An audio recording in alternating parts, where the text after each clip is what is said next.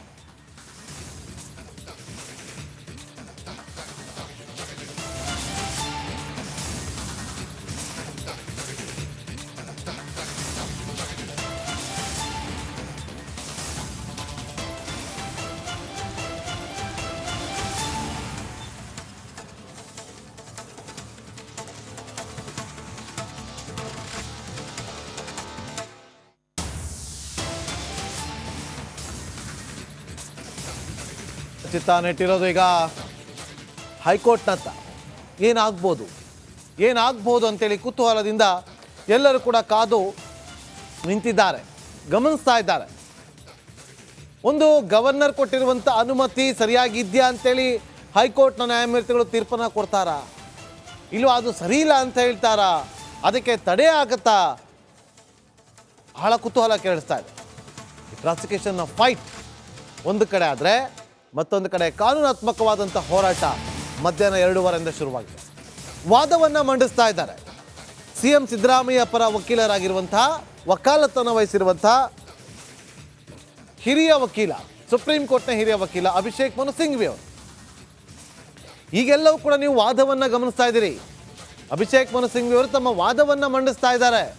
ಇದಾದ ಬಳಿಕ ಪ್ರತಿವಾದವನ್ನು ಕೂಡ ಮಂಡನೆ ಆಗುತ್ತೆ, ಪ್ರತಿವಾದವನ್ನು ಕೂಡ ನ್ಯಾಯಮೂರ್ತಿಗಳು ಆಲಿಸಬೇಕಾಗುತ್ತೆ.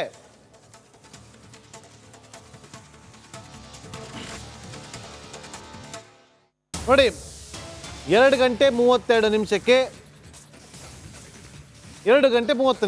ನ್ಯಾಯಮೂರ್ತಿಗಳು ಪೀಠಕ್ಕೆ ಆಗಮಿಸ್ತಾರೆ, ಪೀಠವನ್ನು ಅಲಂಕರಿಸ್ತಾ ಇದ್ದಂತೆ ಅಲ್ಲಿದ್ದಂಥ ಜನರನ್ನು ನೋಡಿ, ಇವತ್ತು ಇದೊಂದೇ ಕೇಸ ಇರೋದು ಅಂತೇಳಿ ನಗಾಡ್ತಾ ಪ್ರಶ್ನೆಯನ್ನು ಮಾಡ್ತಾರೆ. ಆ ಬಳಿಕ ಪಿಟಿಷನರ್ ಪರ ವಕೀಲರಾಗಿರುವಂತಹ ಅಭಿಷೇಕ್ ಮನು ಸಿಂಘ್ವಿ ಅವರು ತಮ್ಮ ವಾದವನ್ನು ಮಂಡಿಸೋದಕ್ಕೆ ಶುರು ಮಾಡ್ತಾರೆ. ಆರಂಭದಲ್ಲಿ ಪ್ರಶ್ನೆಯನ್ನು ಮಾಡ್ತಾ ಬರ್ತಾರೆ, ಒಂದೊಂದಾಗಿ ಪಾಯಿಂಟ್ಗಳನ್ನು ಅಲ್ಲಿ ಇಡ್ತಾ ಬರ್ತಾರೆ.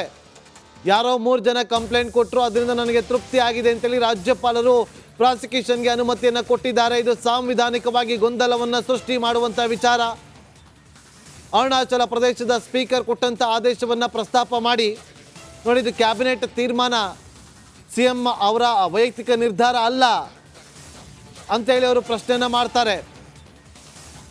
ಕ್ಯಾಬಿನೆಟ್ನಲ್ಲಿ 100ಕ್ಕೂ ಹೆಚ್ಚು ಪುಟಗಳ ಒಂದು ವರದಿಯನ್ನು ಸಿದ್ಧಪಡಿಸಿ ಆ ವರದಿಯನ್ನು ರಾಜ್ಯಪಾಲರಿಗೆ ಕೊಡ್ತಾರೆ. ಆದರೆ ರಾಜ್ಯಪಾಲರು ಏನು ಮಾಡ್ತಾರೆ, ಕೇವಲ 2 ಪುಟದಲ್ಲಿ ಅನುಮತಿಯನ್ನು ಘೋಷಣೆ ಮಾಡ್ತಾರೆ. ಇದು ಸಾಂವಿಧಾನಿಕವಾಗಿ ಗೊಂದಲವನ್ನು ಸೃಷ್ಟಿ ಮಾಡುವಂಥ ವಿಚಾರ. ಆಯಿತು, ಯಾವ ಕಾರಣಕ್ಕೋಸ್ಕರ ಅನುಮತಿಯನ್ನು ಕೊಟ್ಟಿದ್ದಾರೆ ಎಲ್ಲೂ ಪ್ರಸ್ತಾಪ ಆಗಿಲ್ಲ, ದಾಖಲೆಗಳಿದೆ ಅದೂ ಇಲ್ಲ ಅಂದಾಗ ನ್ಯಾಯಮೂರ್ತಿಗಳು ಇದು 17A ಆಧಾರದಲ್ಲಿ ಕೊಟ್ಟಿರೋದಲ್ವಾ ಅಂತ ಪ್ರಶ್ನೆ ಮಾಡ್ತಾರೆ. ಆಗ ನಾನು 17A ಪ್ರಶ್ನೆ ಮಾಡ್ತಾ ಇಲ್ಲ, 17A ಕೇವಲ ತನಿಖೆಗೆ ಇರುವ ಅನುಮತಿ ಅಲ್ವಾ, ಹಾಗಾದ್ರೆ ಅನುಮತಿಯನ್ನು ಕೊಡಬೇಕಾದ್ರೆ ದಾಖಲೆಗಳು ಬೇಕಲ್ವಾ, ಎಲ್ಲಿ ದಾಖಲೆನೇ ಇಲ್ಲದೆ 17A ಅಡಿಯಲ್ಲಿ ಅನುಮತಿಯನ್ನು ಕೊಟ್ಬಿಟ್ರೆ ಎಷ್ಟು ಸರಿ ಅಂತಾರೆ. ಈಗ ಅಭಿಷೇಕ್ ಮನು ಸಿಂಘ್ವಿ ಅವರು ಮೂಡಾ ಡಿನೋಟಿಫೈ ಬಗ್ಗೆ ವಿವರಣೆಯನ್ನ ಕೊಡ್ತಾ ಇದ್ದಾರೆ. ಮೂಡಾಗೆ ಸಂಬಂಧಪಟ್ಟಂತ ಮೂಡಾ ಡಿನೋಟಿಫೈ ಬಗ್ಗೆ ವಿವರಣೆಯನ್ನ ಕೊಡ್ತಿದ್ದಾರೆ ಅಭಿಷೇಕ್ ಮನು ಸಿಂಘ್ವಿ ಅವರು. ಯಾವ ಯಾವ ಸಂದರ್ಭದಲ್ಲಿ ಏನೇನು ಆಯಿತು ಅಂತೇಳಿ ವಿವರಣೆಯನ್ನ ಅಲ್ಲಿ ಇಡ್ತಾ ಇದ್ದಾರೆ.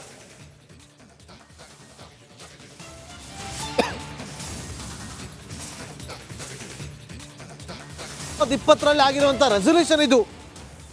ಇದರಲ್ಲಿ ಸಿಎಂ ಪತ್ನಿಗೆ ಪರಿಹಾರ ಸಿಕ್ಕಿದೆ. ಮೂಡಾ ಡಿನೋಟಿಫೈ ಬಗ್ಗೆ ವಿವರಣೆಯನ್ನು ಕೊಡ್ತಿದ್ದಾರೆ ಅಭಿಷೇಕ್ ಮನು ಸಿಂಘ್ವಿ ಅವರು. ಯಾವ್ಯಾವ ಸಂದರ್ಭದಲ್ಲಿ ಏನೇನಾಯ್ತು ಅಂತೇಳಿ ಹೈಕೋರ್ಟ್ಗೆ ತಿಳಿಸ್ತಾ ಇದ್ದಾರೆ, ವಿವರಿಸ್ತಾ ಇದ್ದಾರೆ. ಮೂಡಾ ಡಿನೋಟಿಫೈ ಬಗ್ಗೆ ವಿವರಣೆಯನ್ನು ಕೊಡ್ತಾ ಇರುವಂಥವ್ರು ನೋಡಿ. 2020ರಲ್ಲಿ ರೆಸಲ್ಯೂಷನ್ ಆಗಿದೆ. ಅದರಲ್ಲಿ ಸಿಎಂ ಅವರ ಪತ್ನಿಗೆ ಪರಿಹಾರ ಸಿಕ್ಕಿದೆ. ರಾಜ್ಯಪಾಲರ ಆದೇಶದಂತೆ 26ಕ್ಕೆ ದೂರು ಬಂದು ಅವತ್ತೇ ಶೋಕಾಸ್ ನೋಟಿಸ್ ಆಗಿಲ್ಲ. ನೋಡಿ ಯಾವ ರೀತಿಯಾಗಿ ವಾದವನ್ನು ಮಂಡಿಸ್ತಾ ಇದ್ದಾರೆ ಅಂತೇಳಿ.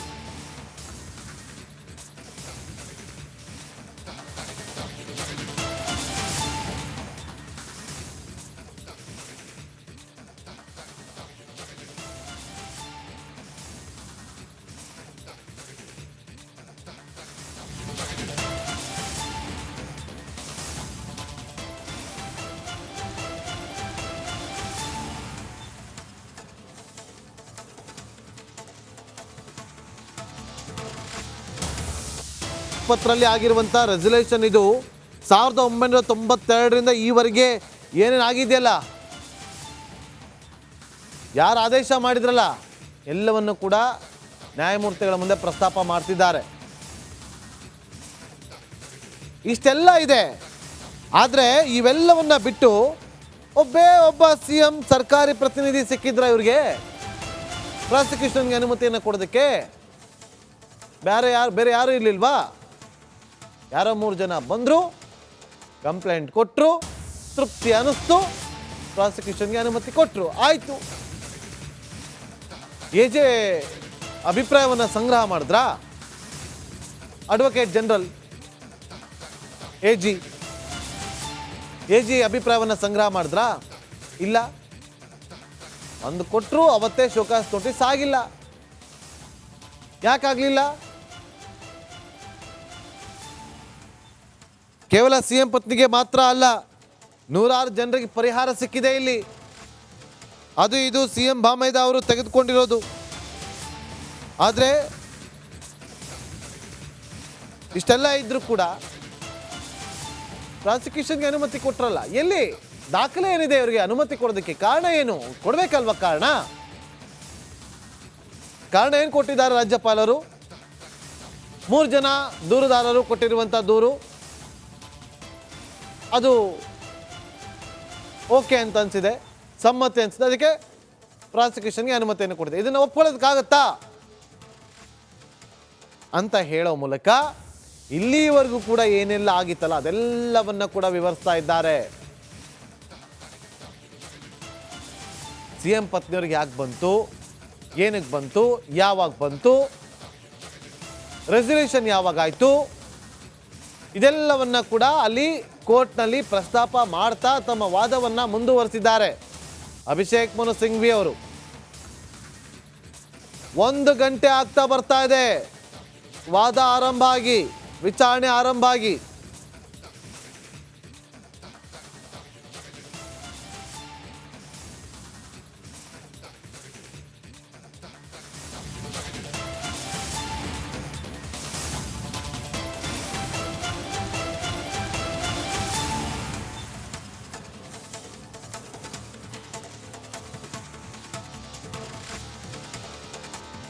ನೋಡಿ, ಈಗ ಹೈಕೋರ್ಟ್ನ ನ್ಯಾಯಮೂರ್ತಿಗಳು ವಾದವನ್ನು ಆಲಿಸ್ತಾ ಇದ್ದಾರೆ, ಪ್ರತಿವಾದವನ್ನು ಕೂಡ ಆಲಿಸ್ತಾರೆ. ಆ ಬಳಿಕ ಏನು ತೀರ್ಮಾನ ತಗೋತಾರೆ ಅದು ಬಹಳ ಕುತೂಹಲ ಕೇಳಿಸ್ತಾ ಇರುವುದು.